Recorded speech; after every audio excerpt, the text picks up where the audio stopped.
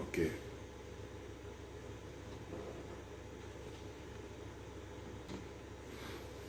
Yes.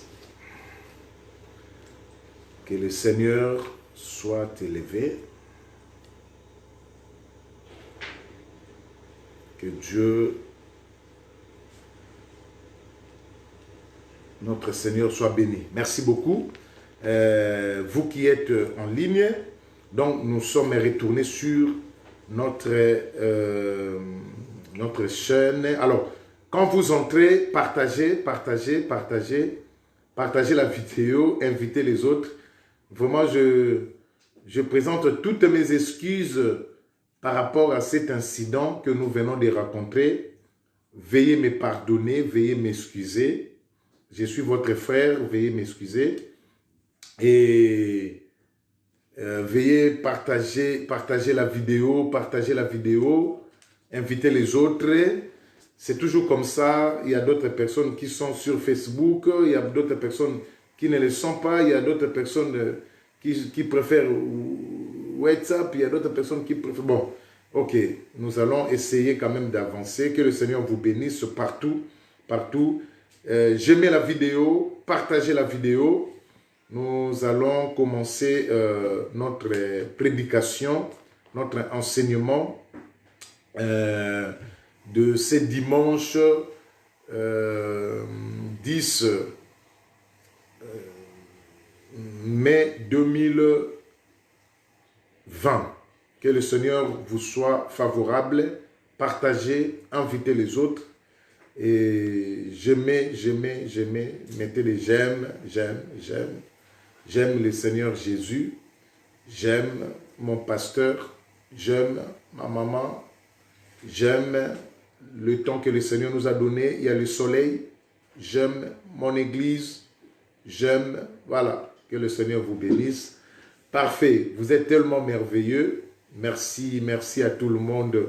Merci de partager la vidéo. N'oubliez pas de partager la vidéo. Surtout, de partager la vidéo. Ça permettra aux autres personnes qui ne savent pas que nous sommes en direct de profiter de ce temps que nous voulons passer avec nous. Bon, nous avons déjà prié.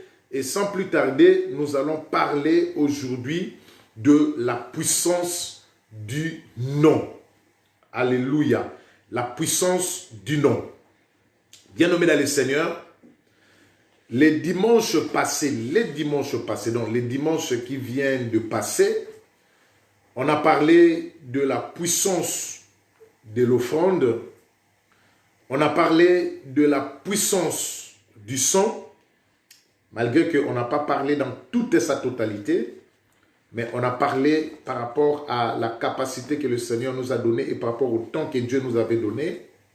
Et ce dimanche-ci, nous parlons de la puissance du nom, la puissance de l'offrande, la puissance du sang et la puissance du nom. En fait, c'est la continuité de ce qu'on avait commencé à parler depuis le dimanche écoulé. Alors, nous allons comprendre que j'avais souligné des lignes dans quelques points qu'il ne faut jamais négliger l'offrande. Parce que dans l'offrande, il y a une puissance. Et on avait vu comment l'offrande d'Abel a été donnée et acceptée par cette offrande et l'offrande de Caïn qui a été donnée et refusée à l'Éternel. Et nous avons dit, donner des raisons, quelques raisons qui faisaient que l'offrande d'Abel soit acceptée, exaucée à l'Éternel. Et l'offrande d'Abel, on avait dit que dans l'offrande d'Abel, Dieu l'avait acceptée, l'une aussi des raisons, il y a beaucoup de raisons, mais l'une aussi des raisons, parce que dans l'offrande d'Abel, Abel avait choisi la prémisse. Or, la prémisse, c'est notre Seigneur Jésus-Christ, c'est l'image de notre Seigneur Jésus-Christ.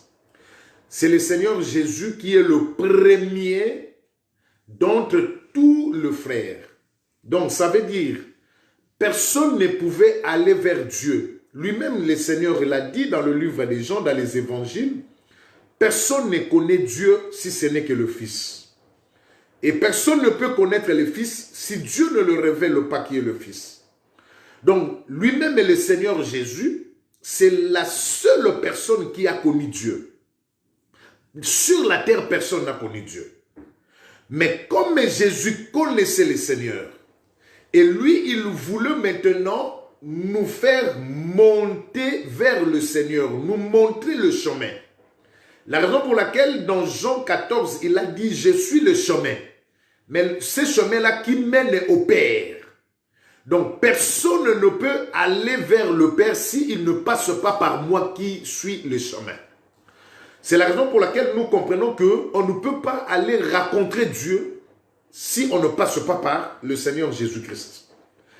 Alors, c'est par cela que nous avons compris que le Seigneur Jésus, comme lui connaissait le Père, c'est lui la première personne qui a pris les brebis pour les amener à le faire montrer qui est le Père.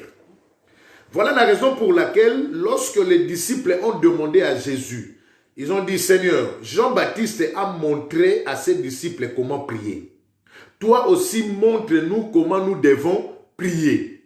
Mais Jésus-Christ, il a dit à ses disciples, lorsque vous commencerez à prier, commencez d'abord à dire notre Père qui est dans les cieux. Alléluia.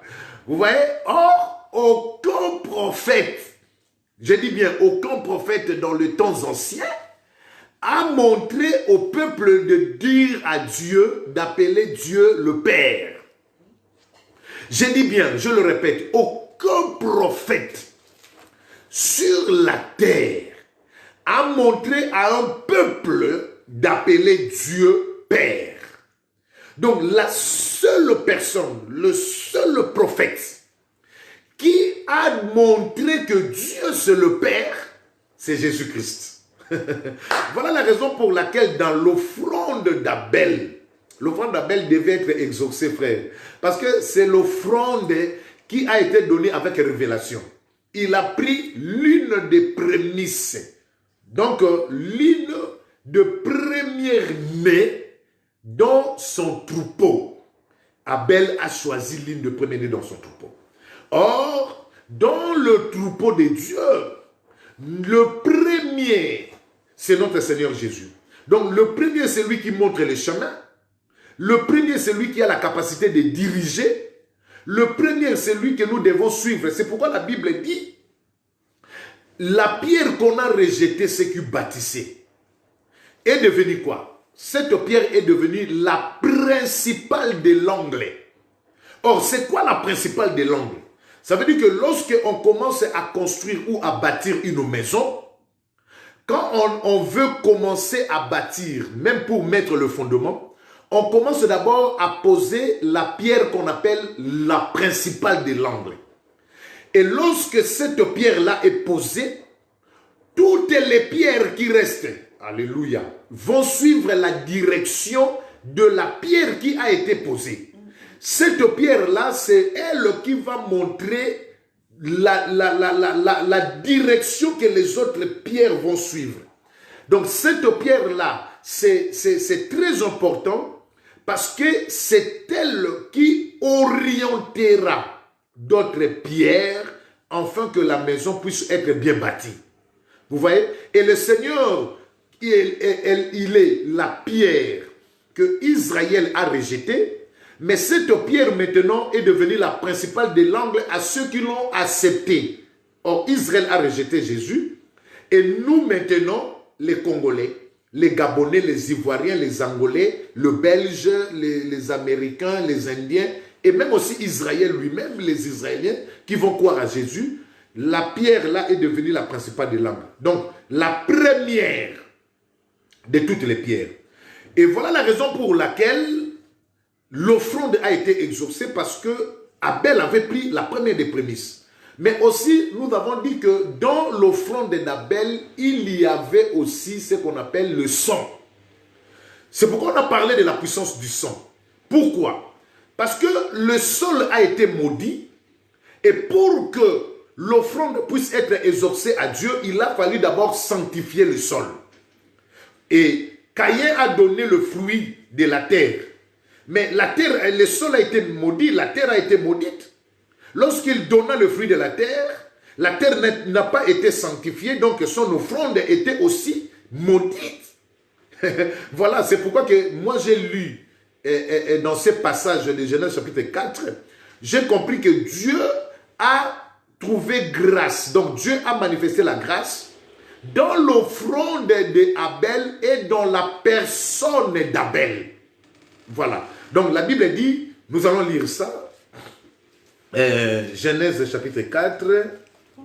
Genèse chapitre 4. Oui. Verset 3. Voilà. Genèse chapitre 4, verset 3. Maman va lire. Je lis au nom de l'Éternel. Amen. Au bout de quelque temps, Caïn fit à l'Éternel une offrande de fruits de la terre. Oui, on continue. Et Abel, de son côté, en fit une de premier-né de son troupeau et de leur graisse. L'Éternel porta un regard favorable sur Abel et sur son offrande. Ah, voilà maintenant le verset que je voulais dire, expliquer. L'Éternel porta un regard favorable. La Bible d'abord dit sur Abel et sur son offrande. Vous voyez? Donc, l'Éternel porta un regard favorable sur la personne d'abord d'Abel, sur Abel. Et l'Éternel porta un regard favorable sur l'offrande d'Abel. Mais la Bible souligne bien, mais il ne porta pas un regard favorable sur Caïn et sur son offrande. Donc, lorsque les deux frères donnaient à Dieu leurs offrandes, la Bible dit que d'abord les offrandes ont été portées d'un regard favorable, mais aussi la personne ont été aussi portées un regard favorable, soit par oui, soit par défavorable, par non. Donc, par là, nous comprenons que ce n'est pas seulement que l'offrande qui a été favorable à Dieu, mais aussi la personne était aussi favorable devant Dieu. Voilà. Donc Dieu n'a pas seulement fait grâce à l'offrande, mais Dieu a fait aussi grâce à la personne. C'est pourquoi, bien nommé dans le Seigneur, en ce qui concerne l'offrande, lorsque quelqu'un offre à Dieu et que lui-même, son cœur n'est pas bien disposé, son offrande ne sera pas exaucée. Lorsque quelqu'un va se prostituer pour venir donner la dîme, pour venir donner l'offrande, son offrande ne peut pas être exaucée. Vous comprenez? Parce que Dieu ne porte pas seulement le regard sur les offrandes. C'est nous les êtres humains que nous portons les regards sur les offrandes, sans tenir compte de ce que l'homme est. Mais Dieu porte le regard sur l'offrande, mais il porte aussi regard sur la personne dont il donne l'offrande, qui donne l'offrande. Donc, quelqu'un qui vient de tuer quelqu'un et qu'il a volé son argent, ce qu'on appelle l'argent du sang. Quelqu'un qui a trompé les gens, afin qu'il a repris l'argent qu'on appelle l'argent sale.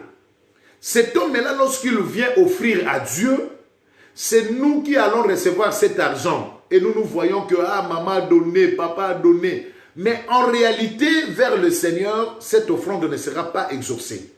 Dieu a pris le plaisir dans l'offrande d'Abel, mais non, d'abord dans la personne d'Abel, et a pris le plaisir aussi dans l'offrande d'Abel.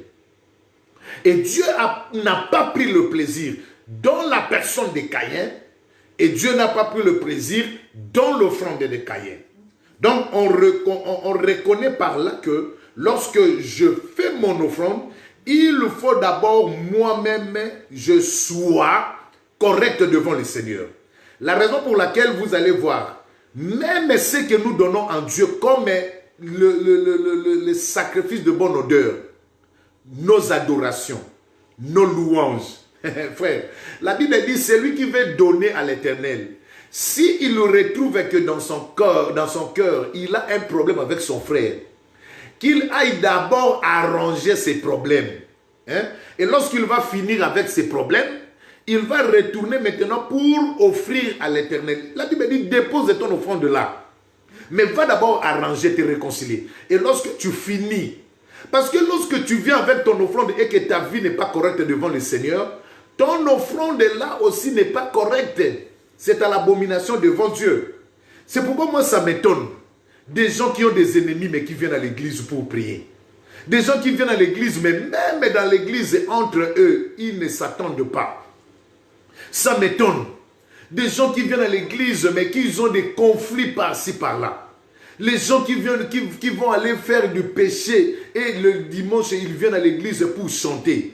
Les gens qui viennent aller, mais ils viennent à l'église, bien nommés dans le Seigneur. D'abord, Dieu trouve plaisir dans la personne de l'homme. Après, il trouve plaisir dans l'offrande de la personne qui a donné. La raison pour laquelle vous allez remarquer, d'habitude, on a souvent l'habitude, avant de commencer à prier le Seigneur, on se sanctifie. On dit, ah Seigneur, pardonne-nous, parce que nous sommes que des humains. Nous avons regardé, nous avons envié, nous avons vu. La Bible dit, celui qui envie, il a déjà commis un péché. Seigneur, pardonne-nous. Et après, nous montons maintenant dans la présence de Dieu. Voilà. Parce que Dieu trouve, il va trouver d'abord le plaisir dans l'homme et le plaisir dans son offrande. C'est la raison pour laquelle aujourd'hui, nous allons parler maintenant du nom d'Abel. Donc, du nom, de la puissance qui réside dans le nom. Or, le nom, c'est l'identité de la personne. Quand la Bible dit Dieu a trouvé plaisir dans Abel, on a cité le nom d'Abel. Donc, lorsque on veut différencier les deux frères, on connaîtra que celui-ci s'appelle Abel et celui-là s'appelle Caïn. Comment on différencie Abel et Caïn? C'est par rapport à l'identité de ce qu'on a appelé Caïn et de ce qu'on appelle Abel. Alléluia. Donc, le nom, c'est l'identité. L'identité de la personne. Lorsqu'on parle du nom, on parle de l'identité de la personne. Voilà. Je voulais vous dire une chose, frère. Nous devons aussi faire très attention à ce qui concerne des noms. Parce que dans les noms, il y a une puissance qui réside. Nous devons faire attention à ce qui concerne les noms. Car dans le nom, il y a une puissance qui réside. Je vais vous illustrer quelque chose. Lorsqu'on te parle du nom de Benjamin, tous ceux qui connaissent le pasteur Benjamin, ils vont déjà dans leur tête comprendre de qui on est en train de parler. Et lorsqu'on parle de Benjamin, parfois toi tu vois déjà mon caractère. Parfois toi ça interpelle déjà mon comportement. Tu sais que Benjamin c'est un homme qui est très colérique. Benjamin c'est un homme qui est souriant. Benjamin c'est un homme qui est simple. Benjamin c'est un homme qui est orgueilleux. On n'a pas parlé de l'orgueil. Mais on t'a déjà parlé seulement du nom. Mais le nom là qu'on t'a parlé, ça te donne déjà des caractéristiques ou des attributs de la personne dont on t'a parlé. C'est pourquoi j'ai dit qu'il ne faut pas blaguer avec les noms, frère. Dans le nom, il y a une puissance. C'est très important. Lorsqu'on me parle du nom d'une maman, on me parle d'elle, automatiquement je comprends la personne qu'on est en train de parler. Automatiquement, je sais déjà, parfois dans ma tête, je vois déjà que lui, c'est une colérique. Lui, c'est quelqu'un qui aime beaucoup de blagues. Lui, c'est quelqu'un qui n'aime pas de blagues. Donc, Parce que on me parle de nom, mais le nom qu'on est en train de me parler, ça identifie directement la personne dont on est en train de parler. C'est pourquoi j'ai dit que le nom, c'est l'identification de la personne. Voilà. Alléluia. Et maintenant, comprenez bien, nommé dans le Seigneur. Je vais prendre un texte ou des textes qu'on va utiliser aujourd'hui. Je nous donnerai déjà tous les textes qu'on va utiliser et au fur et à mesure, nous allons partager. Nous sommes les dimanches, les jours de notre Seigneur Jésus-Christ. C'est le premier jour de la semaine, là où les apôtres se réunissaient. Les jours de la résurrection du Christ. Prenons Genèse. Genèse chapitre... Alors, c'est le chapitre 3, verset 20. Genèse chapitre 3, verset 20. Donc, on écrit Genèse chapitre 3, verset 20. On va prendre le livre de Matthieu.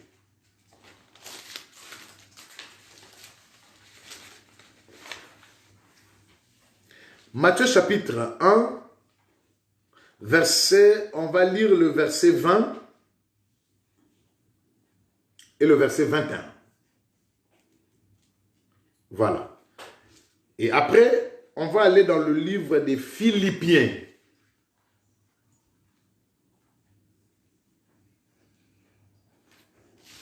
Après Éphésiens, Philippiens chapitre 4. Non, Philippiens chapitre 2.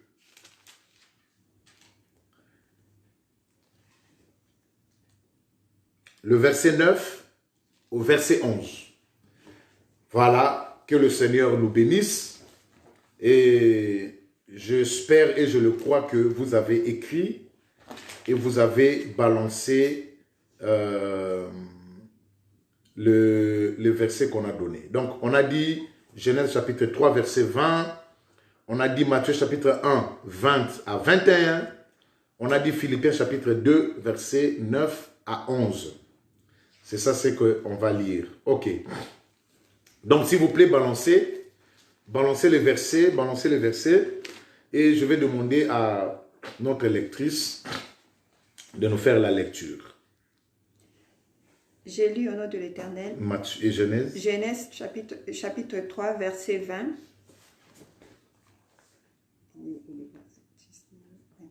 Adam donna à sa femme le nom d'Ève, car elle a été la mère de tous les vivants. Ok. Parlez.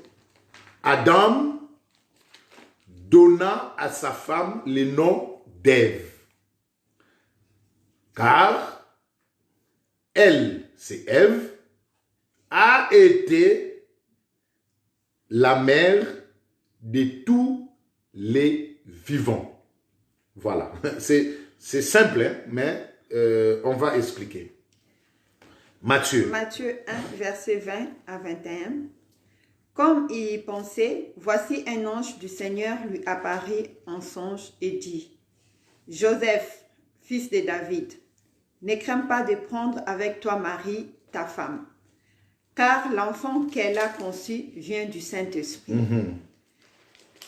Elle enfantera un fils et tu lui donneras le nom de Jésus, celui qui sauvera son peuple de ses péchés. Parole du Seigneur. Amen. Ok.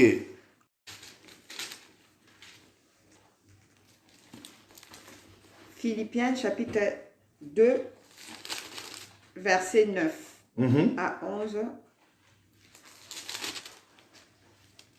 Il est écrit, c'est pourquoi aussi Dieu l'a souverainement élevé et lui a donné le nom qui est au-dessus de tous les noms. Afin qu'au nom de Jésus,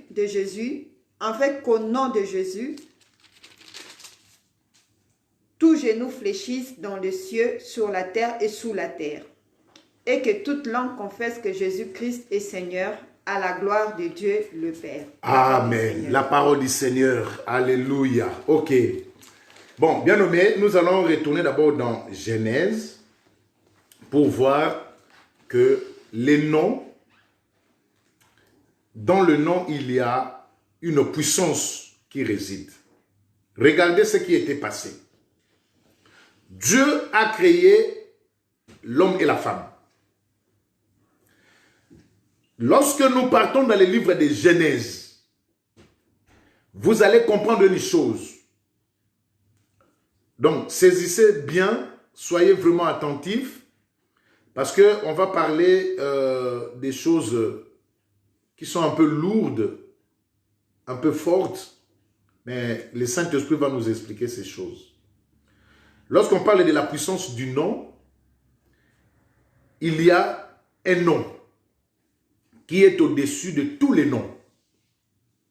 Je dis bien, il y a un nom qui est au-dessus de tous les noms. Le nom là, c'est le nom de notre Seigneur Jésus-Christ. Dans les cieux, sur la terre, sous la terre, il n'y a pas un nom qui est puissant. Il n'y a pas un nom qui est puissant comme le nom de Jésus-Christ de Nazareth. Bien nommé, on peut chercher dans le monde, on peut raconter des noms, mais on ne trouvera pas un nom qui est comme le nom de Jésus. Parce que la Bible dit bien dans Philippiens, au nom de Jésus, tout genou fléchira. Au nom de Jésus. Et au nom de Jésus, toute langue confessera. Vous savez, il y a des noms, lorsqu'on les traduit dans une autre langue, ça change la forme. Mais le nom de Jésus reste le même dans toutes les langues. Donc ça veut dire que ça ne change pas la forme. Lorsque tu es malade et que tu invoques le nom de Jésus en Kikongo, tu seras guéri. Lorsque tu es malade et que tu invoques le nom de Jésus en chinois, tu seras guéri. Lorsque tu es malade et que tu invoques le nom de Jésus en néerlandais, tu seras guéri. Lorsque le nom de Jésus qui est puissant à Lingala, c'est le même nom de Jésus, il est le même puissant en arabe, il est le même puissant en anglais, il est le même puissant en Kikongo, il est le même puissant en Kokwe, il est le même puissant à Umundu. Donc les langues que parlent les Angolais. Il est même puissant en Tilari. Bien nommé, c'est la raison pour laquelle aujourd'hui nous parlons de la puissance du nom. Frères bien nommés, regarde bien. Depuis que Dieu a créé l'homme, la Bible dit dans le livre de Genèse chapitre 1, Dieu a dit, créons l'homme à notre image et selon notre ressemblance. Dieu n'avait pas appelé l'homme par un nom. Mais la Bible dit, Dieu créa l'homme. Et lorsque tu vas avancer, la Bible dit, Dieu va mettre un jardin en Éden et il va prendre l'homme, il va mettre l'homme dans le jardin. Dieu n'appelle pas Adam. En réalité, Dieu n'avait pas créé Adam. Mais Dieu avait créé l'homme. C'est pourquoi que dans l'homme, il avait la sémence de Adam et de Ève. Donc l'homme est là, il avait la sémence de deux sexes. La sémence masculine et la sémence féminine. Alors saisis bien parce que c'est des choses qui sont un peu trop lourdes, un peu trop puissantes. Donc Dieu, quand tu vas lire dans le livre de Genèse, à partir du commencement, Genèse 1, Genèse 2, bien nommé, tu ne trouveras pas le nom d'Adam. La Bible dit, Dieu a dit, créons l'homme à notre image. Dieu forma l'homme à son image. L'homme était cadavre. Dieu souffla dans le narine de l'homme. Et l'homme est devenu une âme vivante. L'homme, on parle que de l'homme, que de l'homme. On ne parle pas d'Adam, on parle que de l'homme. Dieu a placé un Éden, un jardin dans Éden. Il a pris l'homme, il n'a pas pris Adam, il a pris l'homme. Il a placé l'homme dans l'Éden. Là, jusque-là, le nom d'Adam n'était pas cité. Parce que dans le nom, il y a une puissance. Alléluia. Merveilleux Dieu.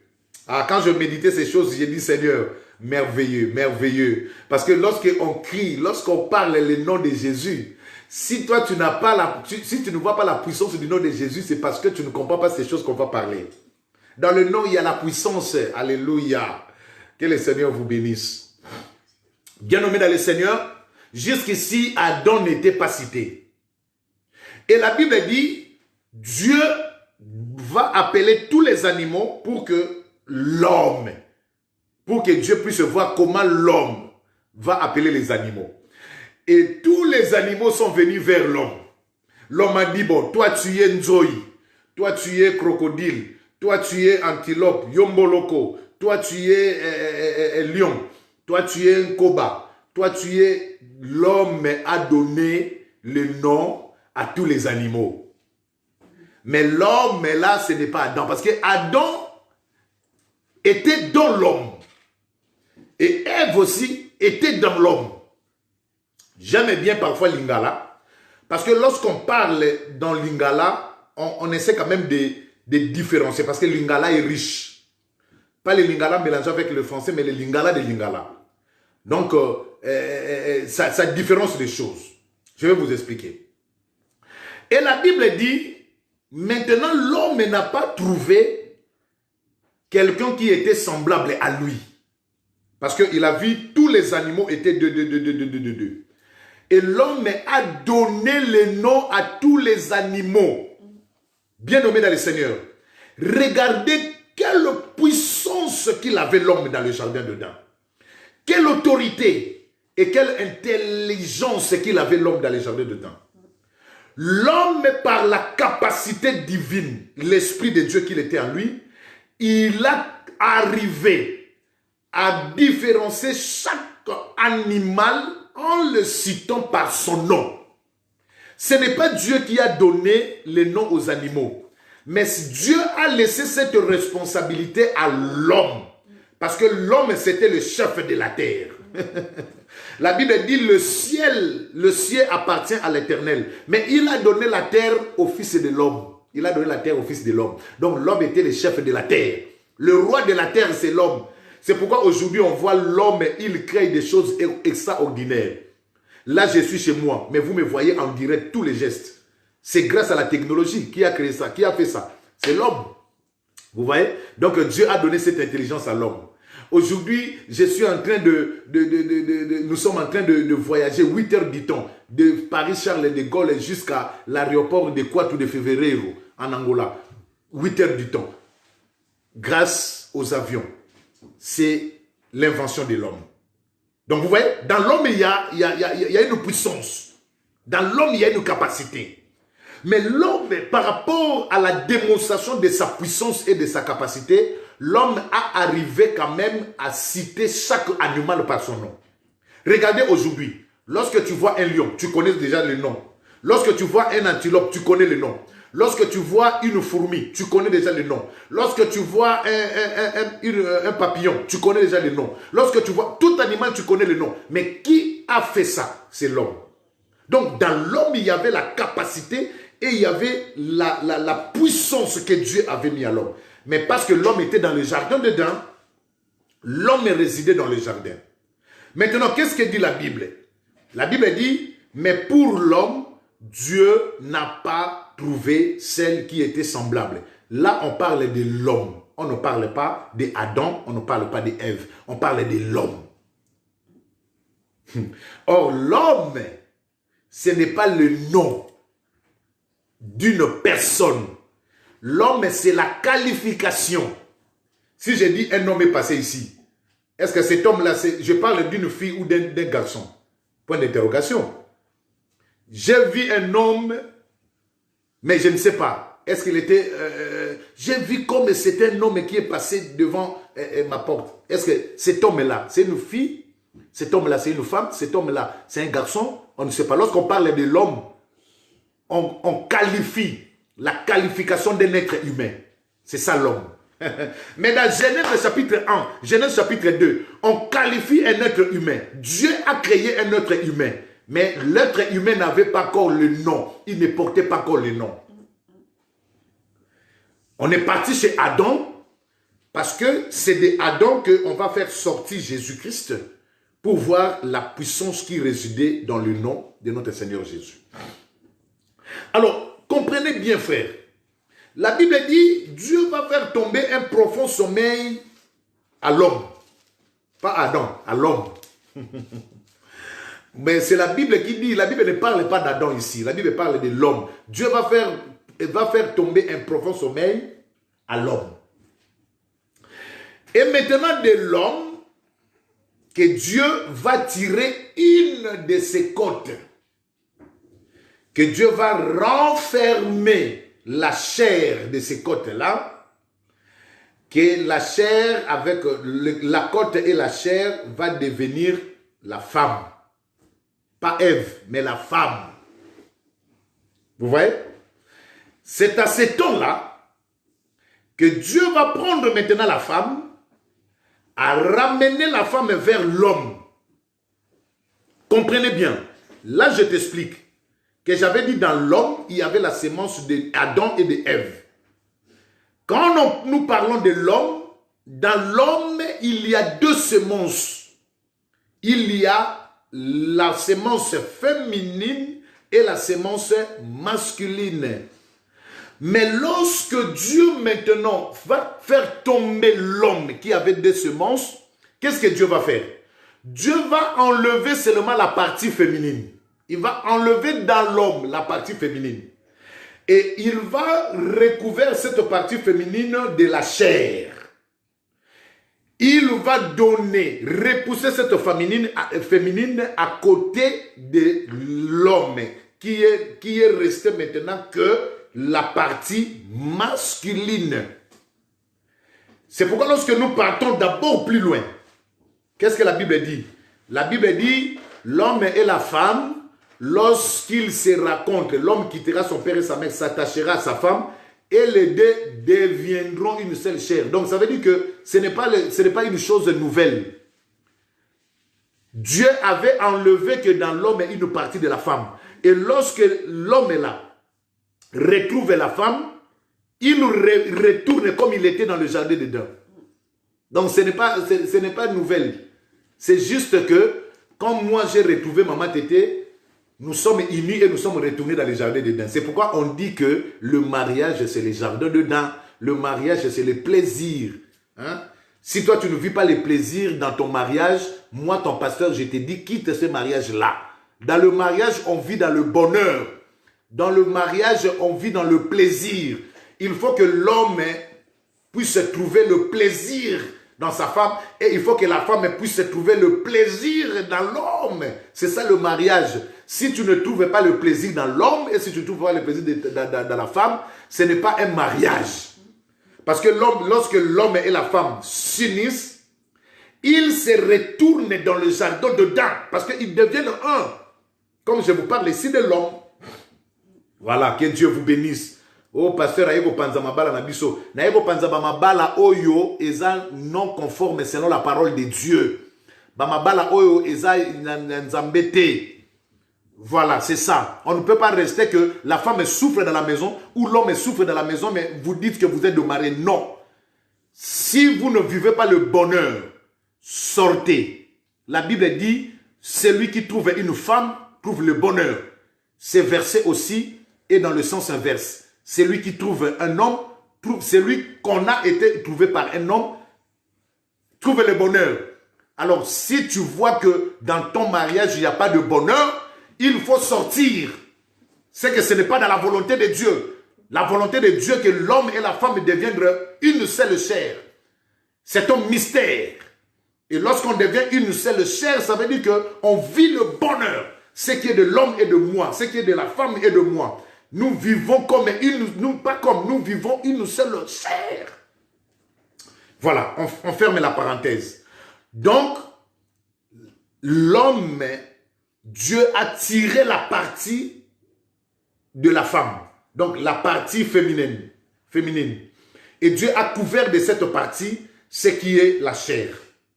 Et lorsque maintenant, Dieu a envoyé la femme vers l'homme, vous allez remarquer une chose.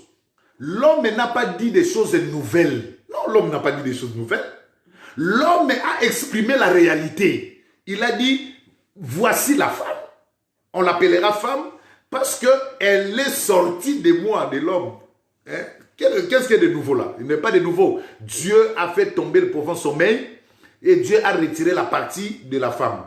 Et lorsque l'homme a vu la femme, l'homme a reconnu sa partie. Vous voyez, l'homme a reconnu que ça était sorti de moi. Ça, c'est moi. Mais le Dieu nous a séparés parce qu'il y a deux semences dedans.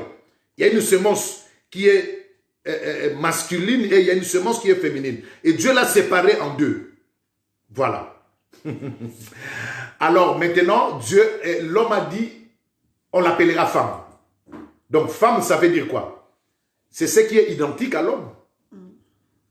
Donc si on appelle femme, parce que il y a l'homme. C'est pourquoi on appelle femme. Alors l'homme, là maintenant, et la femme, ils vivaient ensemble dans le jardin d'Éden. Mais regardez bien, quand est-ce que le nom a été donné à Adam et quand est-ce que le nom a été donné à Ève? C'est là maintenant que nous venons de lire. Adam, où l'homme et la femme vivaient dans le bonheur dans les jardins d'Éden. Il n'y avait ni péché, il n'y avait ni pensée mauvaise. D'ailleurs, ils étaient tous deux nus, mais ils ne se sentaient pas la honte. Ni la honte devant les oiseaux, ni la honte devant les animaux, ni la honte entre eux. Ils ne se sentaient pas, parce qu'il n'y avait pas le péché. Maintenant, quand le péché est entré, c'est à ce temps-là que la Bible dit, les yeux sont ouverts et ils ont reconnu qu'ils étaient nus. C'est à ce temps-là que Adam a été donné le nom d'Adam. Lis bien Genèse, tu vas voir. C'est après le péché que l'homme est devenu Adam et la femme est devenue Ève. C'est la Bible qui me dit, on vient de le lire. Genèse chapitre combien? Genèse chapitre 3. On a lu dans le verset 20. Voilà. Donc, vous allez remarquer, quand le péché est entré dans le jardin d'Éden, la femme a vu que l'homme était nu. Et l'homme a reconnu que ma femme était nue. Qu'est-ce qu'ils ont fait? Ils sont partis vite prendre les feuilles de figues pour couvrir leur nudité. Oh, bien nommé. Mais ils étaient que deux. Ils marchaient qu'ensemble. Ils faisaient tout ensemble. Mais pourquoi maintenant toi tu vas partir vite pour couvrir ta nudité? Pourquoi l'homme va couvrir sa nudité devant Ève? Et pourquoi Ève va couvrir sa nudité devant l'homme? Mais aussi, ils ont couvert leur nudité devant l'Éternel. Pour que Dieu ne puisse pas comprendre qu'ils sont nus. Alléluia. Or, Dieu voit même au-delà de voile. Donc, il voit même si nous nous sommes habillés par nos habits, les mazatomes, les bosses, tout là. Mais Dieu nous voit, nous sommes nus. Vous voyez? Donc, ce ne sont pas les habits là qui vont nous couvrir notre nudité.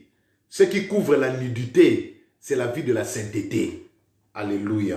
C'est la vie de la sainteté qui nous couvre la nudité. Parce que lorsque Adam et Ève étaient dans le jardin dedans, il n'y avait pas le péché. Ils ne se sentaient pas ridiculisés parce qu'ils étaient nus. Parce qu'ils vivaient dans la sainteté. Mais lorsqu'ils ont mangé le fruit de la connaissance du bien et du mal, c'est à ce temps-là qu'ils se sont sentis qu'ils étaient nus. Donc le péché nous rend nus devant le Seigneur. Et le péché nous rend nus entre nous, devant ceux qui craignent Dieu. C'est pourquoi tu vas voir un frère qui fuit l'église. Pourquoi tu fuis l'église? Mais si tu suis bien, tu vas voir que c'est le péché qui le fait fuir l'église. Voilà. Donc, lorsque tu vis dans le vide des désordres et du péché, on va voir que tu n'arriveras même pas à vivre dans l'assemblée des saints. Là où il y a les saints, là où il y a des frères, là où il y a des sœurs, là où il y a des gens qui craignent l'Éternel. Hein? Toi-même, tu vas commencer à donner des raisons et tu vas commencer à fuir. Voilà, là, on a compris que c'est après le péché que Adam, maintenant, Dieu l'appelle Adam. Dans le chapitre 3, dans le verset 20, La Bible dit, c'est maintenant qu'on a cité le nom d'Adam.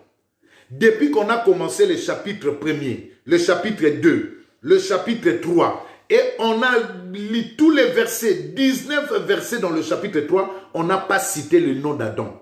Le nom d'Adam a été cité pour la première fois dans Genèse chapitre 3, verset 20. On a dit, Adam donnant à sa femme le nom d'Ève. Celui qui a donné le nom de Ève, c'est Adam. Parce que Ève signifie la moitié d'Adam. Pourquoi? Parce que la Bible continue. La Bible dit car. Donc quand on parle d'une phrase et on met car, le car signifie que la suite de ce que je veux parler symbolise la première paragraphe. Donc la deuxième paragraphe, la suite explique la réalité de la première. Donc car à Ève, elle était la mère de tous les vivants. Donc Ève signifie la mère de tous les vivants, la maman de tous les vivants. Personne ne peut naître sur la terre si elle ne sort pas de Ève.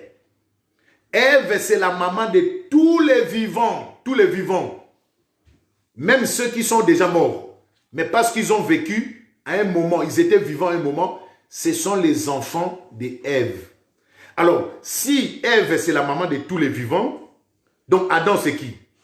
C'est le papa, le père de tous les vivants. Or, Adam et Ève ont commencé à avoir des enfants après avoir fait le péché. Donc, le papa de tous les vivants et la maman de tous les vivants ont commencé à avoir des enfants après avoir fait le péché dans le jardin d'Éden.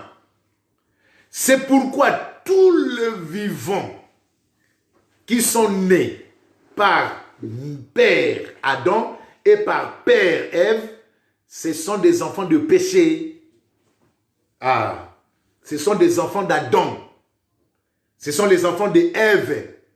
Or, les enfants d'Adam, les enfants d'Ève, ce sont des enfants de péché. Alléluia. Gloire à toi, Jésus. Gloire à toi, Seigneur. Merci parce que tu as voulu, dans ton amour, nous montrer ces choses. Donc, personne ne peut exister sur la terre. C'est pourquoi dans le livre des Romains, la Bible dit, car tous ont péché et sont privés de la gloire de Dieu.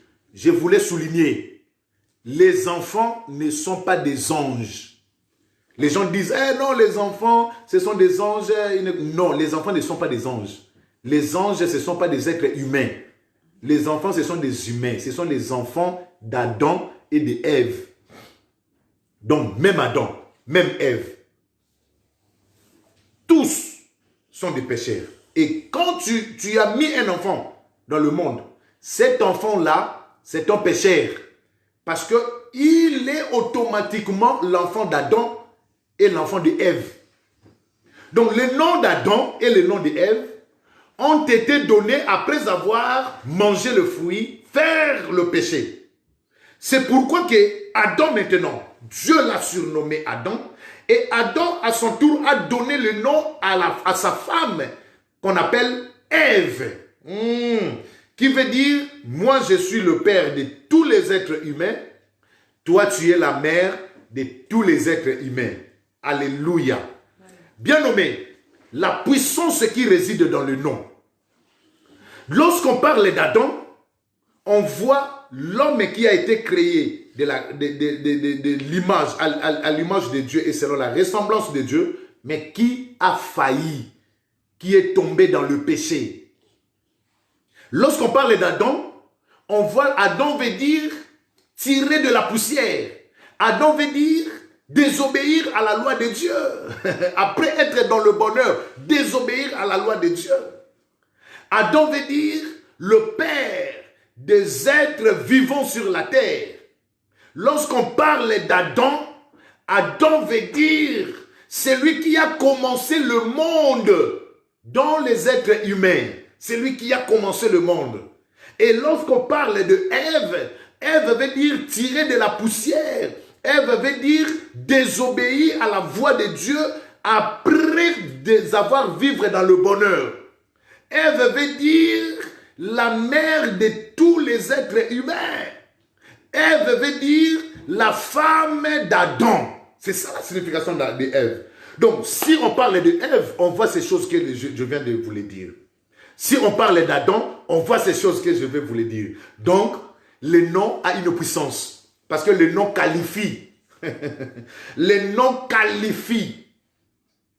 Vous voyez? Quand Adam a dit on l'appellera femme, Adam a qualifié. Adam dit parce qu'elle est sortie de l'homme. Et quand Adam a donné le nom de Ève, Adam a dit parce qu'elle est la mère de tous les êtres vivants. Donc le nom, c'est la qualification d'un homme. Alors dans la Bible, il y a pas seulement les noms qui ont été donnés aux hommes, mais dans la Bible, on a retrouvé aussi des monuments qui ont été donnés, des noms. Les gens ont donné le nom aux lieux, dans des lieux. Je me souviens aussi quand Jacob fouillait son frère Ésaü, et que Jacob partait dans la ville de Laban. La Bible dit il était arrivé quelque part. Cette ville-là s'appelait Louge à l'époque. Mais Jacob va voir les anges monter et descendre. Après, quand il va se réveiller, la Bible dit Jacob va bâtir un autel. Et il va donner le lieu là, le nom de Bethel, qui veut dire que l'Éternel est présent ici. Donc vous voyez, ce n'était pas un homme, mais c'était le nom qui a été donné à un monument que Jacob avait bâti. C'est pour cela que cette ville-là, qui s'appelait Luz, a été baptisée au nom de Bethel. Donc lorsqu'on parle de Bethel, écoutez maintenant la puissance du nom. Lorsqu'on parle de Bethel, qu'est-ce qu'on voit? On reconnaît les œuvres de Jacob. On reconnaît qu'il y avait un homme qui était là. Et un homme qui a vu les anges monter et descendre. Moi, je parlais seulement du nom. Mais le nom là que je parlais a commencé à expliquer beaucoup de choses. C'est comme je vous avais dit. Lorsqu'on parle d'un nom d'une personne, lorsqu'on parle d'un nom d'un ancien président qui est déjà passé ici en France, les gens vont commencer déjà à se rappeler. Ah, c'est lui qui a légalisé l'homosexualité en France. C'est lui qui a fait ceci en France. C'est lui qui a fait cela en France. Donc, le nom, lorsqu'on le parle, ça qualifie de l'homme et ça donne aussi beaucoup d'imagination, beaucoup de choses qui ont été posées ou qui ont été faites. C'est pourquoi dans le nom, il y a la puissance. Donc, lorsqu'on parle de Bethel, moi, je vois déjà Jacob. Je vois la vision des anges monter et descendre. Je vois un hôtel qui a été bâti. Et je vois une ville auparavant qui a été appelée Luz, mais qui a été maintenant baptisée Bethel. Lorsqu'on parle de Jacob, on voit déjà Isaac, son père. On voit quelqu'un qui a trompé son frère pour avoir le droit d'aînesse. Mais on a parlé de Jacob, mais on voit les œuvres. Dans le nom qualifie aussi les œuvres de la personne. Voilà, le nom qualifie les œuvres de la personne. C'est pourquoi vous allez remarquer, il y a beaucoup de personnes aujourd'hui qui s'appelaient des Mampassi, qui veut dire, Mampassi ça veut dire souffrance. Mais aujourd'hui, les gens là, quand ils se sont convertis en Christ, ils ont dit non, moi je m'appelle Mampassi, non, j'échange. Au lieu de souffrance, je deviens maintenant Mambote. Donc ça veut dire, voilà. Il y a d'autres personnes qui s'appelaient, je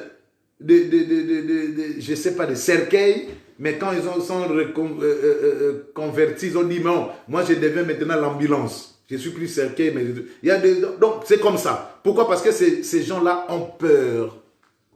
Et beaucoup de personnes, la tribu de ces noms-là, ont suivi leur vie tout au long de leur marche ici sur la terre. Tu t'appelais Mampassi. Et dans ta vie, c'est Mampassi qui est les souffrances que tu voyais. Moi, j'ai une sœur à moi. Ma propre sœur, même père, même mère, quand elle était née, on lui a donné le nom de Misère.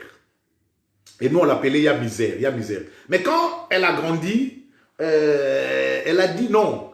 Misère, ça veut dire, c'est pas un bon nom. C'est la souffrance.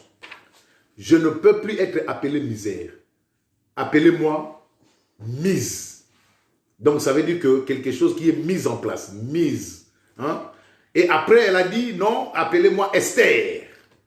Donc, de Misère à Esther.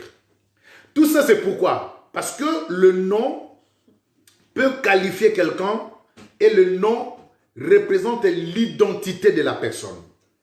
C'est pourquoi j'ai dit qu'il faut aussi faire attention lorsqu'on donne les noms à nos enfants.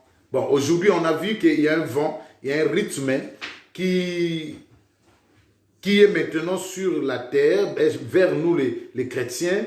On commence à donner les noms des Bibles, on commence à donner des noms sobriquets, donc les noms qu'on mélange. L'éternel vivant et vie.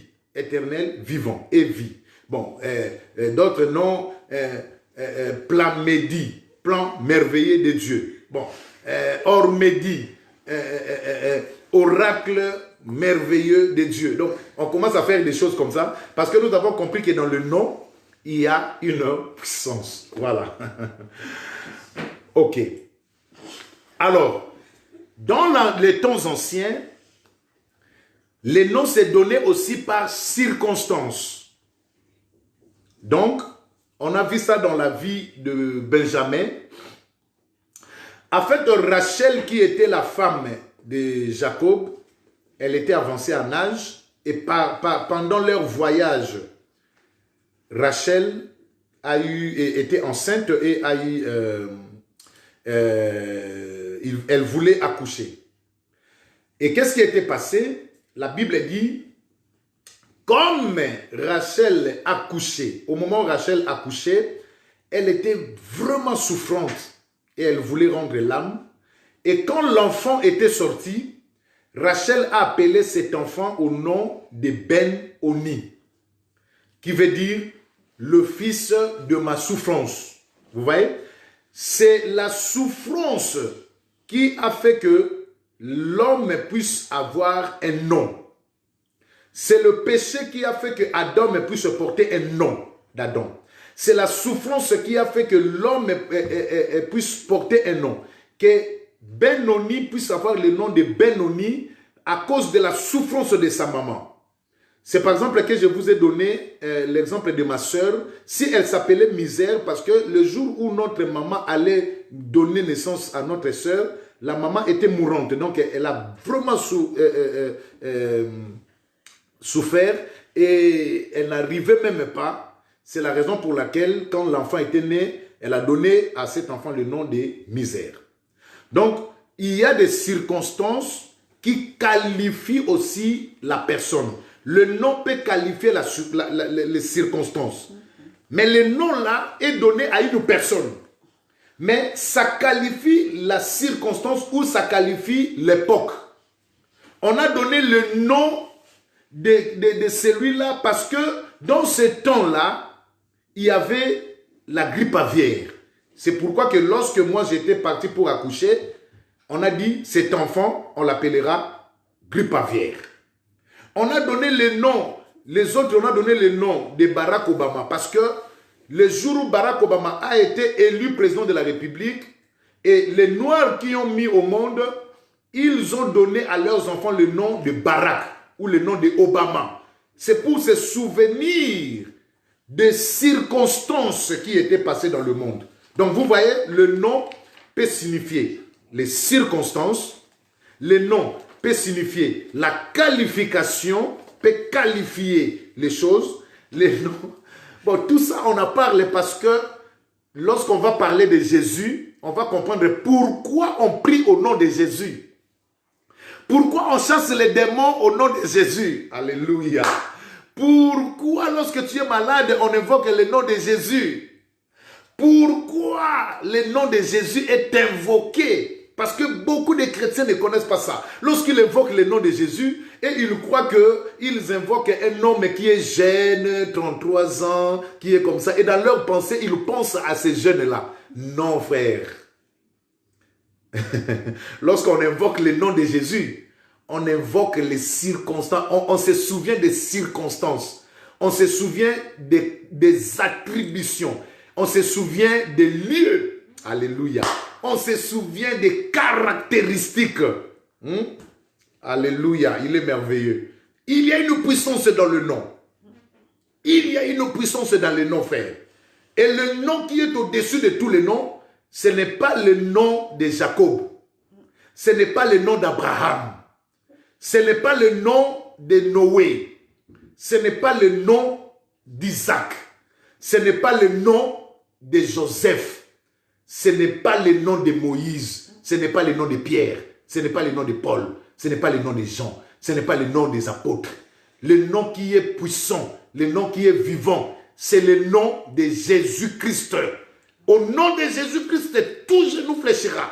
Au nom de Jésus-Christ, le nom de Jésus est puissant, le nom de Jésus est vivant. Le nom de Jésus est au-dessus de tous les noms. Bien-aimé, quelle que soit la gravité, la capacité, la durée de ton problème, de ta maladie, mais le nom de Jésus est capable parce qu'il n'y a pas un nom sur la terre qui est proclamé comme le nom de Jésus. Il n'y a pas un nom sur la terre qui est prêché comme le nom de Jésus.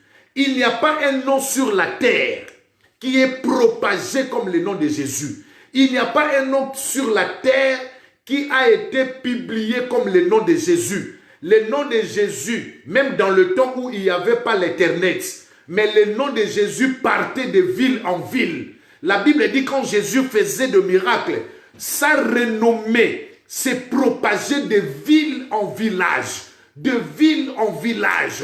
Ça propageait même de pays autres. On attendait parler de Jésus. Parce que le nom de Jésus n'a pas besoin d'Internet pour être propagé. Le nom de Jésus n'a pas besoin de Wi-Fi pour être propagé. Mais le nom de Jésus, c'est le Saint-Esprit lui-même qui propage ce nom. C'est le Saint-Esprit lui-même qui donne la révélation de ce nom, même à ceux qui n'ont pas les internets. Alléluia. Il n'y a pas un nom qui est capable de changer les choses comme le nom de Jésus. Il n'y a pas un nom qui peut convaincre ton cœur comme le nom de Jésus. Il n'y a pas un nom. C'est pourquoi il y a un frère qui a chanté. Il a dit, on a entendu parler de noms qui peuvent faire peur.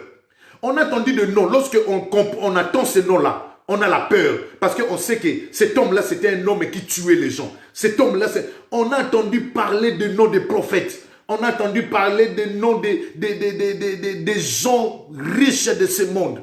On a entendu parler des noms des musiciens de ce monde, des musiciens célèbres de ce monde. On a entendu parler des noms des gens qui avaient beaucoup de considération de ce monde, les noms des rois.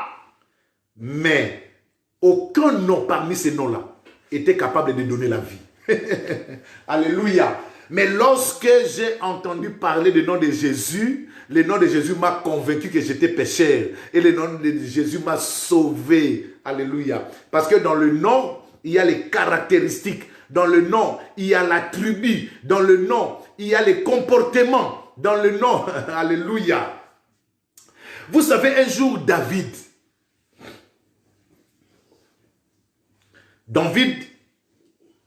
il a fait la paix avec un homme.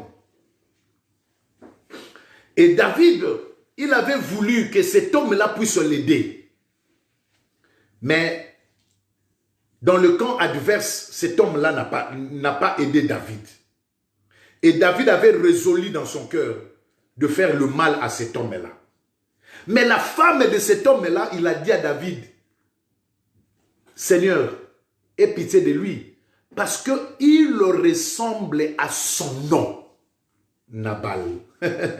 Il ressemble à son nom. Vous voyez? Lorsqu'on parle de Moïse, la Bible nous parle de Moïse. Le nom de Moïse, Moïse, là qu'on appelle, ce qui veut dire l'homme qui a été tiré de l'eau. L'homme qui a été tiré de l'eau, dans l'eau.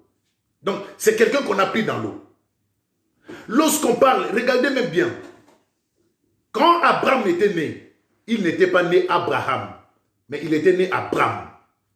Mais quand Dieu a appelé Abraham, Dieu a changé le nom d'Abraham par Abraham, Abalaham, qui veut dire le père d'une multitude de nations, le père de la foi. Mais quand Abraham était dans la maison de son père, Abraham n'était pas un père d'une multitude de nations. Mais pour qu'Abraham puisse devenir un père d'une multitude de nations, il a fallu que Dieu puisse changer le nom d'Abraham par Abraham. Parce que quand on parlera d'Abraham, on voit le fils de Terah. Mais quand on parle d'Abraham, on voit lui-même le père, qui n'a pas de père. Alléluia. Parce qu'un père n'a pas de père. Oh, que Dieu soit loué, merveilleux qu'il est. Donc, il a fallu que Dieu puisse enlever Abraham en tant que fils de Terah, mais faire devenir Abraham comme le commencement, ça veut dire le père de la foi. C'est pourquoi que Dieu a appelé Abraham, il a dit, tu dois être appelé Abraham.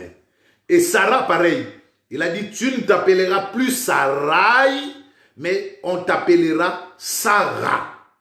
Parce que tu es la moitié d'Abraham. Donc, Adam, Ève, Abraham, Sarah. Toi, tu deviendras la mère, ou tu es la mère de la foi de plusieurs nations. Voilà la raison pour laquelle lorsqu'on parle d'Abraham, on voit un père de foi, un père de la foi. Lorsqu'on parle de Sarah, on voit une mère de foi. Donc, le nom qualifie déjà les qualités de la personne dont on est en train de parler. Les noms qualifient déjà. Et lorsque nous parlons des noms, nous voyons la qualification. Nous voyons les actes, les actions. La puissance qui réside dans les noms. Alléluia. Il est merveilleux. Voilà. Nous allons continuer notre enseignement les dimanches prochains. Je ne sais pas si on a fait déjà combien d'heures là. On avait commencé vers 13h et on est déjà 14h20. Voilà. Donc, je fais une petite conclusion avant d'arriver, avant de nous séparer. Mais ce n'est pas la conclusion de ces messages. Nous allons continuer ces messages le dimanche qui vient. Alors, je voulais nous dire, nous tous qui sommes en train de me suivre, ou ceux qui viendront en rediffusion, que dans le nom, il y a une puissance. Et dans le nom de Jésus, il y a une puissance.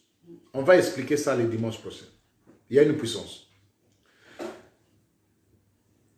Ne négligez pas les noms.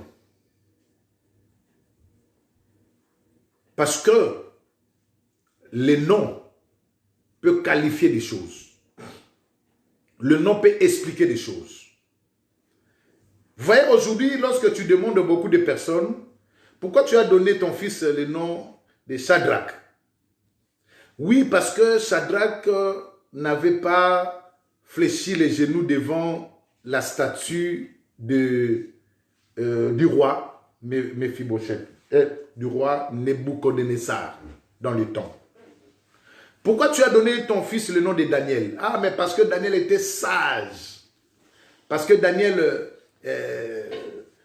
il a interprété même le songe que le roi lui-même avait oublié. Daniel a rappelé au roi son songe et il a interprété le songe. Pourquoi tu as donné ton fils le nom de...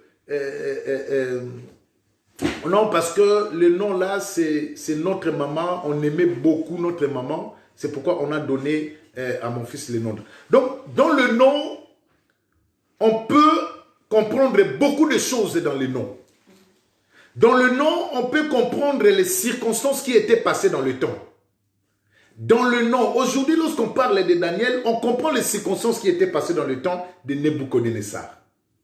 Lorsqu'on parle aujourd'hui de Joseph, on comprend ce qui était passé entre ses frères et ce qui était passé en Égypte. Le nom peut qualifier les lieux. Le nom peut nous expliquer le temps. Le nom peut nous expliquer les circonstances. Le nom peut nous expliquer les choses passées. Le nom peut nous expliquer le caractère de la personne. Le nom peut nous expliquer le comportement de la personne. Le nom peut nous expliquer ce qui était passé dans ce lieu-là. C'est comme j'ai donné l'exemple de Bethel. Vous voyez? Quand Israël est sorti de l'Égypte, Israël a marché dans le désert. Vous allez comprendre, ils sont arrivés quelque part. Israël voulait boire. Mais quand ils sont partis pour goûter l'eau, l'eau était amère. Ils n'ont pas pu boire cette eau-là. Ils ont crié à Moïse, « Moïse, tu nous as fait sortir de l'Égypte pour que nous venons ici et que nous puissions mourir ici dans le désert. Maintenant, qu'est-ce que nous allons boire, nous, nos enfants et nos brebis ?» Moïse a crié à l'Éternel et l'Éternel a donné des instructions à Moïse. Quand ils ont bu, Israël a donné ces lieux-là le nom de Mara. Ça veut dire, l'eau était amère, mais l'Éternel l'a purifiée. Aujourd'hui, quand on cite le nom de Mara, en réalité, on voit la puissance de la transmission de amer au goût.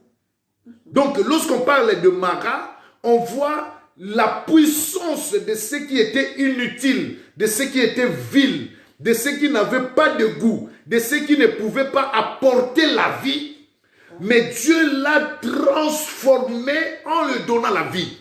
Mais ces phénomènes, cette puissance, ces caractéristiques, ces choses qui étaient passées dans le temps-là, est représentée par le nom, par un seul nom, Mara. Voilà la puissance du nom.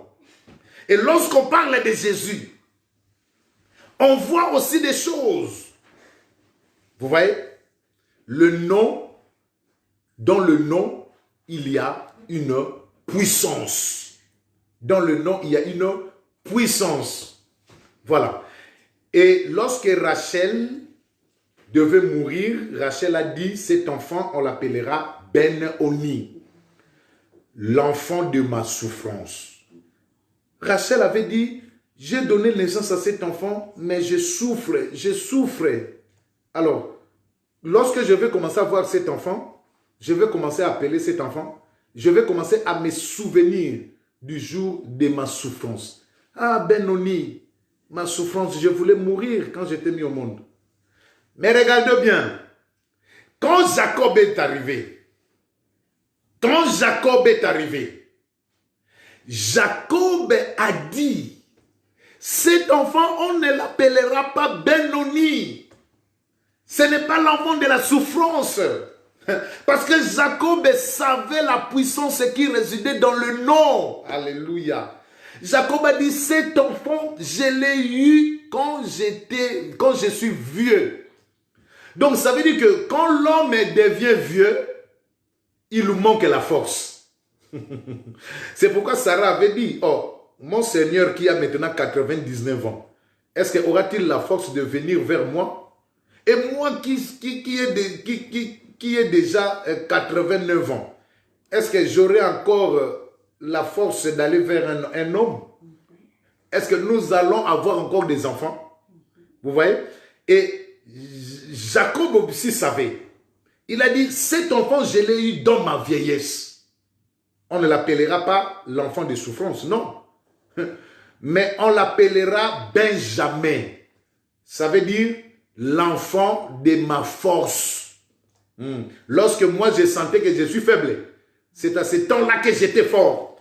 C'est pourquoi Paul dit, lorsque nous nous sentons que nous sommes faibles dans la chair, c'est à ce temps-là que dans l'esprit, nous sommes encore forts. C'est ce qui était passé dans le temps de Jésus. Lorsque Jésus devenait faible dans la chair, on l'a mené vers les sacrificateurs, on l'a mené vers Hérode, on l'a tapé, on a craché sur lui. Toute la nuit, Jésus n'était pas dormi. Allez vers Hérode, allez vers Pilate. On a retourné encore vers Pilate. Les gens l'ont tapé, les gens l'ont tabassé. Ils se sont moqués de lui. Il n'avait pas fermé l'œil pendant la nuit. Il était devenu faible. Comme il dit dans le livre d'Ésaïe, qu'il était comme une plante. Mais une plante qui était faible. Faible. Il était comme un agneau qui était en train d'être amené à la boucherie. Il n'avait rien à parler. Il n'avait pas la force pour se défendre. Mais spirituellement, Jésus était fort. Plus que dans la chair, il devenait faible. Plus que dans la spiritualité, il devenait fort. Bien-aimé, que personne ne te trompe. Que personne ne te dise que, oh non, ce n'est pas le temps de gêner. Ce n'est pas le temps, non, vous vous gênez. Non. Lorsque on gêne, on déstabilise le corps. Le corps, notre corps, c'est ça qui est le péché. Mais lorsque notre corps, on le dit que nous allons le déstabiliser, c'est notre intérieur maintenant qui monte. Lorsque on affaiblit la chair, c'est l'esprit maintenant qui est vivifié. C'est l'esprit qui monte. C'est l'esprit qui prend la force. Bien aimé, il faut aller dans des jeûnes. Il faut aller dans des prières. C'est parce que toi, tu vois que des yaourts et de tout partout dans le congélateur, dans le frigo, c'est pourquoi tu n'as pas la force de jeûner. Le jeûne, ça donne la force dans la spiritualité. Le jeûne, ça donne la force dans la spiritualité. Que personne ne vous trompe par rapport à tous les enseignements qui sortent sur les internets. Il ne faut pas gêner. Jésus-Christ a gêné déjà sur nous, pour nous. Non, le Seigneur a gêné. Il a gêné pour lui avant qu'il commence son ministère. La Bible dit qu'il est passé 40 jours et 40 nuits dans le jeûne.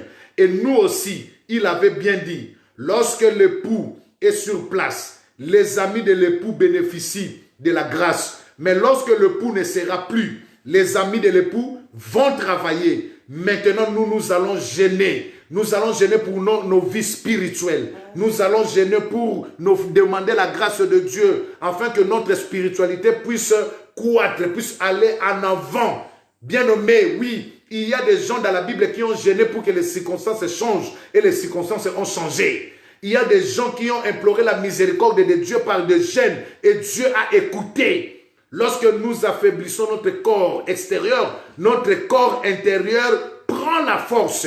Voilà la raison pour laquelle, mes chers bien-aimés dans le Seigneur, lorsque le Seigneur Jésus était faible dans le corps, c'est dans la spiritualité qu'il était fort. Le problème était quand il est monté sur la croix. Il était mort avant que tous les deux brigands. On voulait les briser les os. Mais quand ils sont venus, ils ont brisé les os du premier voleur, les os du deuxième voleur. Mais quand ils sont venus en Jésus, ils ont trouvé déjà qu'il était déjà mort. Parce qu'il était déjà faible. Il était affaibli. Mais dans la spiritualité, c'est des choses qui ont été passées. Alléluia. Béni soit notre Seigneur Jésus qui a permis que nous puissions écouter encore une fois de plus cet enseignement. Bien-aimés, ne négligez pas les noms. Ne négligez pas les noms. Dans le nom, il y a la puissance. Dans le nom, il y a la puissance. Dimanche prochain, nous allons voir que c'est Jésus qui est la prémisse. Donc, ça veut dire que tous les noms que vous voyez là, les noms des prophètes là, c'est une portion de Jésus. Donc, Jésus est la totalité de tous les prophètes. Lorsque tu parles de Moïse, Moïse, son nom, c'est le libérateur des enfants d'Israël. Mais Moïse était qu'une portion. Parce que le nom de Moïse n'a pas sauvé. Mais le nom de Moïse se trouve dans le nom de Jésus. Lorsqu'on parle d'Élie, qui a fait le défi devant le prophète Abal, Élie qui a fermé le ciel pendant 3 ans et demi. Élie, le nom d'Élie, c'est une portion qui est dans le nom de Jésus. C'est ça ce qu'on va voir le dimanche prochain. Voilà. Que Dieu vous bénisse. Merci à vous tous. Je demande à mon fils de me mettre la chanson, de continuer cette chanson. Nous allons contempler de cette chanson. Alors, mettez des j'aime, mettez des commentaires. Alléluia. Que le Seigneur soit loué, que le Seigneur soit béni, que le Seigneur soit élevé au-dessus toutes choses, au nom de Jésus-Christ. Je vous aime beaucoup. Seigneur Père, Dieu, bénis cette parole. Bénis cette parole dans le cœur de mon frère qui a écouté cette parole. Bénis cette parole dans le cœur de ma soeur qui a écouté cette parole. Et bénis cette journée de dimanche. Nous confessons le nom qui est au-dessus de tous les noms, le nom de Jésus-Christ de Nazareth. C'est au nom de Jésus que tous genoux doivent fléchir Et toute langue doit confesser que Jésus est le Seigneur. Alléluia. Donne-nous l'opportunité de se retrouver le dimanche prochain afin de continuer notre enseignement sur la puissance du nom. Tu es merveilleux, Jésus. Nous t'embrassons, Seigneur Jésus, parce que tu es le... Alléluia.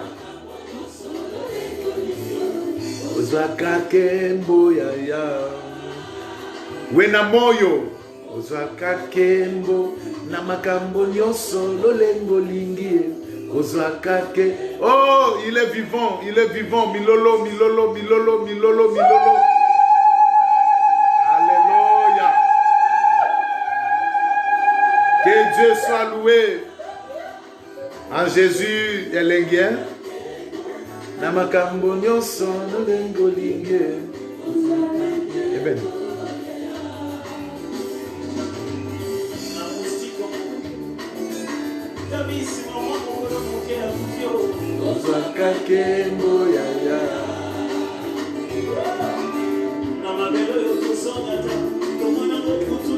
Alléluia. Jésus. Il est vivant. Azwakakembo. Tu reçois l'honneur, tu reçois la puissance, Jésus. Ozwakakembo yaya. Ozwakakembo. Na makambo nyonso lolengo lingie ozwakakembo yaya. Alléluia. Non, que le Seigneur soit loué. Ozwakakembo yaya.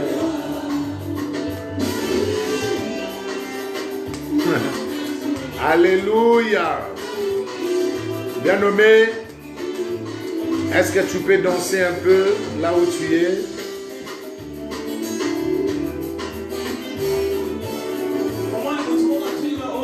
Est-ce que tu peux danser là où tu es? Azwaka Kembo, na makambo nyonso. Alléluia, Jésus.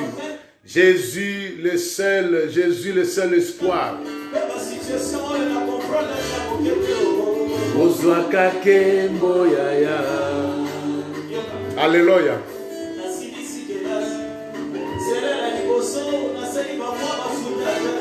Ozwaka Kembo yaya. Alléluia.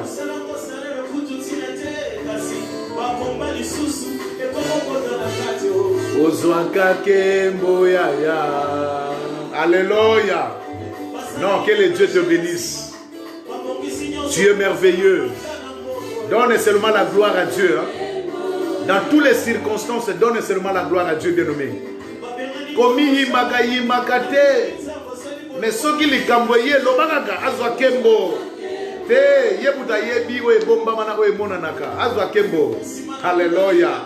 Seigneur, ozwaka kembo yaya. Ozwaka kembo yaya.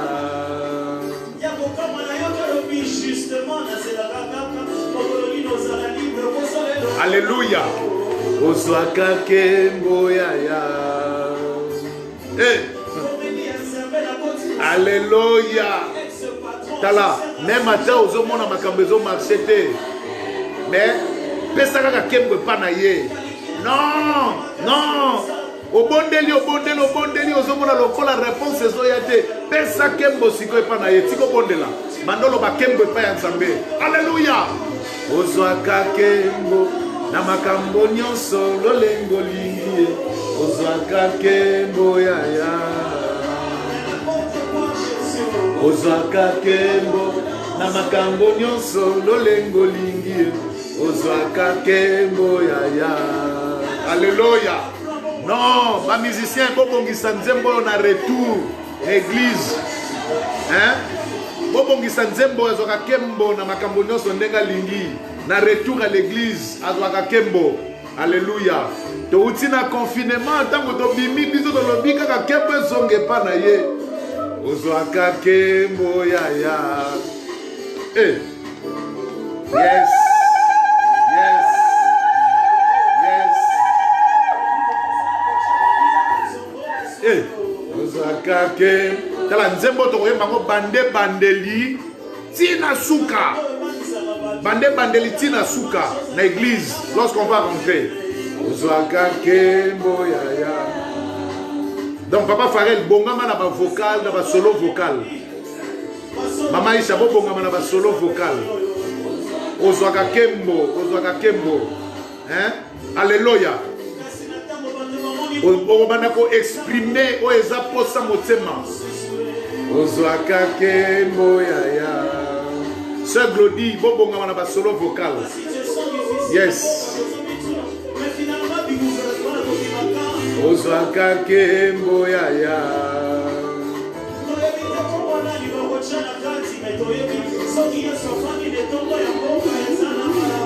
Ozwaka Kembo Yaya. Yes. Ozwaka Kembo na makambo nyonso lolengo lingi. Ozwaka Kembo Yaya. Azwa Kembo na dimanche lelo. Ozwaka Kembo na makambo nyonso lolengo lingi. Ozwaka Kembo Yaya. Nous saluons tous nos frères à Paris. Nous saluons tous nos frères en Afrique, en Angola, en RDC. Nous saluons tous nos frères à Londres, en Angleterre. Nous saluons en Allemagne. Nous saluons à Strasbourg. Nous saluons tous les frères au nom de Jésus. Alléluia. Que Dieu vous bénisse. Que la paix de Dieu entre dans vos maisons. Alléluia. Voilà. Que Dieu soit loué. Nous sommes arrivés à la fin de notre programme de ce dimanche. Je vous souhaite un bon dimanche. Je vous embrasse par un saint baiser de notre Seigneur Jésus-Christ. Maman aussi. Bon dimanche à chacun de nous et à chacun de vous. Que l'Éternel soit avec vous et que la main de l'Éternel puisse être avec vous durant toute la semaine qui va commencer. Que Dieu vous bénisse. Amen. Et les enfants qui vont partir à l'école pour demain, restez sous l'onction du Saint-Esprit. Que l'amour du Père vous protège. Ceux qui vont sortir demain, que l'amour de Dieu vous accompagne. Au nom de Jésus-Christ de Nazareth, soyez bénis. Amen. Au revoir.